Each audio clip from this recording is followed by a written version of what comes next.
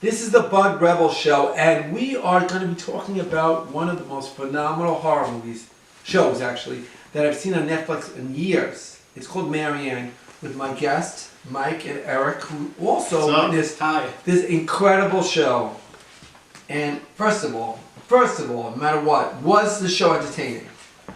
I thought as a horror show, it was great. It had a lot of the tropes, usual tropes as horror movies. Oh, excuse me. The word usual? Usual. Wait, usual. This movie was not, there was nothing usual at the show. This show had unbelievable effects. Everything was like shocking. There's something quote usual. This is unbelievable. What was usual? Well, the visual effects were great. The cinematography was great. Yeah. But you had the usual jump scares that they would do. Usual jump scares. Like you look at The Conjuring. It's sort of the same type of jump scares as The Conjuring. First of all, wasn't the episode 1 we're talking about right now, right? Episode 1. Episode 1, the lady turns around and pulls out a freaking tooth.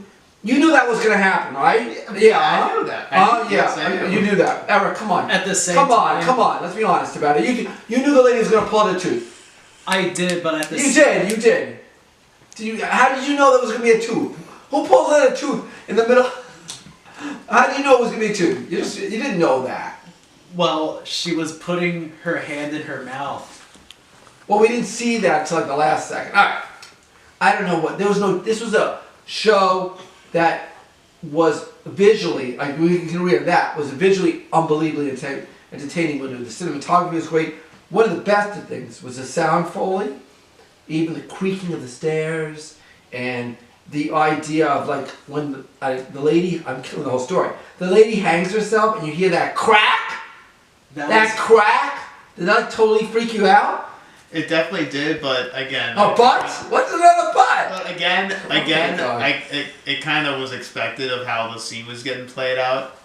Well, there was no way anybody was going to stop her from doing what she was about to do.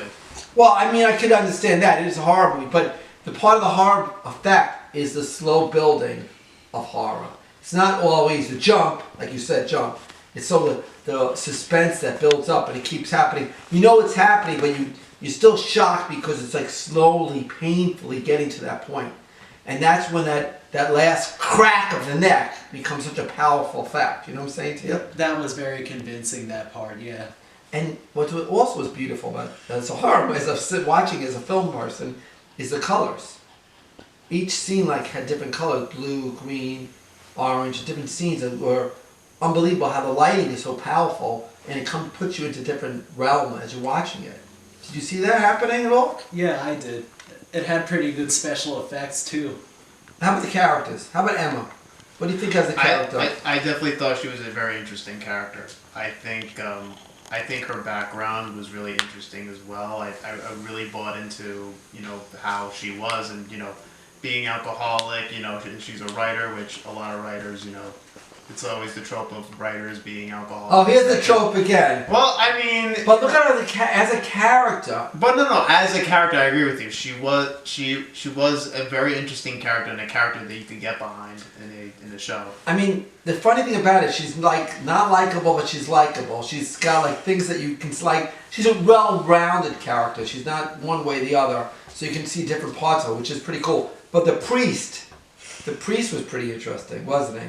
Eric, would you like to say anything about the priest? Would you like to have a priest like that? Actually, the priest was kind of, how do you say it? A bitch? he was kind of an asshole. Sorry.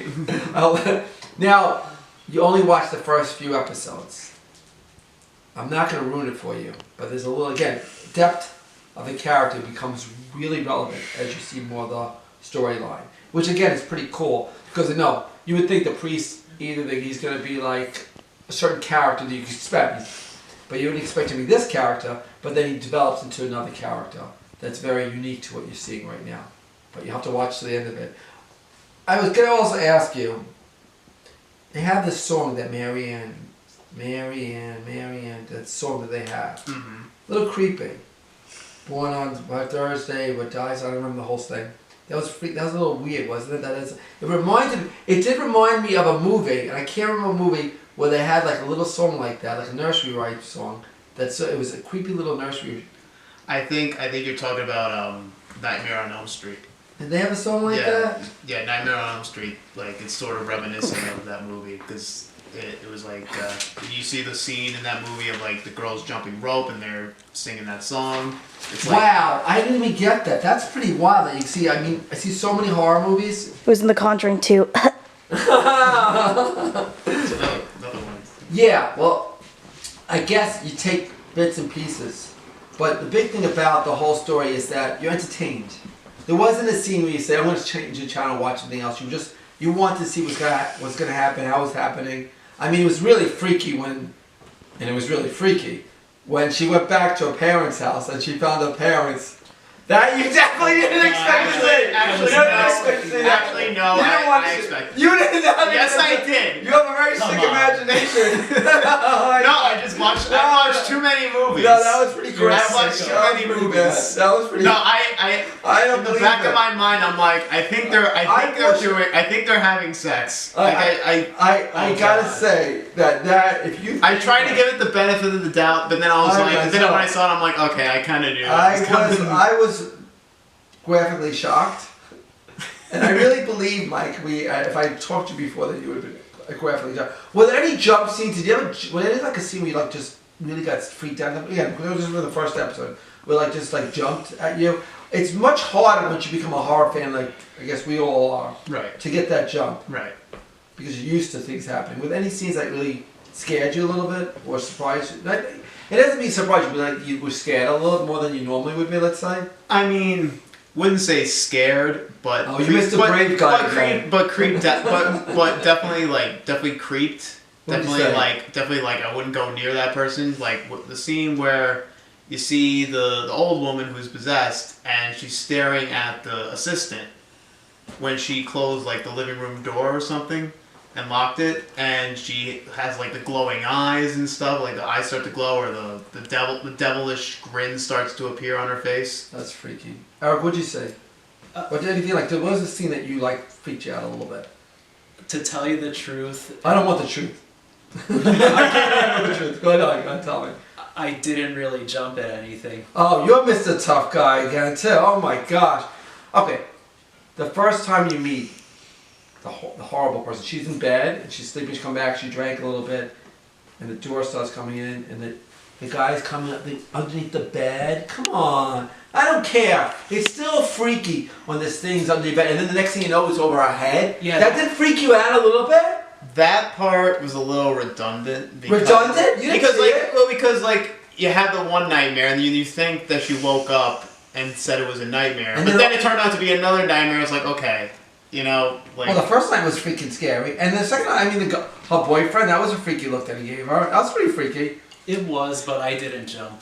yeah, I didn't jump either. The truth of the matter is, the next time I see a horror movie, I'm gonna make sure we see it together.